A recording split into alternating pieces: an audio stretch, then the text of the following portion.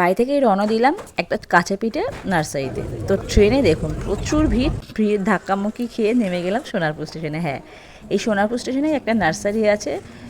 এখানে অনেকগুলো দোকান আছে, প্রায় 8-10টা বা তার বেশি হবে দোকান। প্রচুর পরিমাণে ভ্যারাইটিস সব গাছ আছে।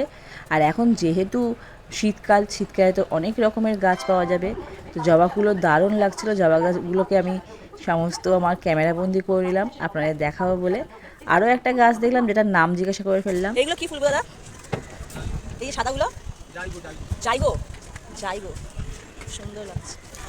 আর এইগুলো দেখুন কি দারুণ লাগছে না, মনে হয় না একটা গাছ থেকে পেট টুক করে খেয়ে নিই। এটা জিজ্ঞাসা করলাম, এটা হচ্ছে কমলা লেবু।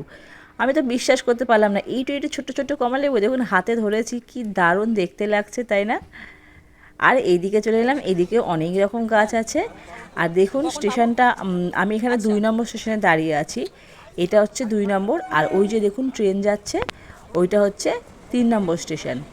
আর ওই যে দূরে ট্রেন যাচ্ছে ওইটা হচ্ছে 1 নম্বর স্টেশন। আর মিডিলে মানে 2 নম্বর স্টেশনেই কিন্তু এই গাছগুলো। আরও একটা গাছের নাম জিজ্ঞেস করলাম। এগুলো কত করে? 600।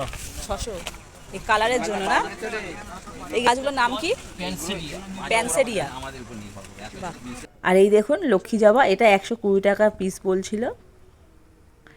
আরও বিভিন্ন রকম গাছ আছে, যেহেতু এখন শীতকাল।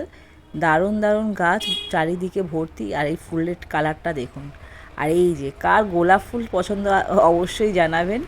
কালারগুলো জাস্ট দেখুন বন্ধুরা, কি দারুণ দেখতে। আমি গিয়েছিলাম একটা গাছ কিনতে, সেটা হচ্ছে মাছি গাঁদা। তো দেখুন সাইজটা দেখুন, এত ছোট গাছ দেখে আমার আর নিতে ইচ্ছা করলো না, আমি বাড়ি ফিরে আসলাম। নেক্সট টাইম দেখা যাক কোথা থেকে পাই, অবশ্যই আপনাদের সাথে শেয়ার করবো। আজকের এই পর্যন্তই, দেখা হচ্ছে নেক্সট ভিডিও। টাটা।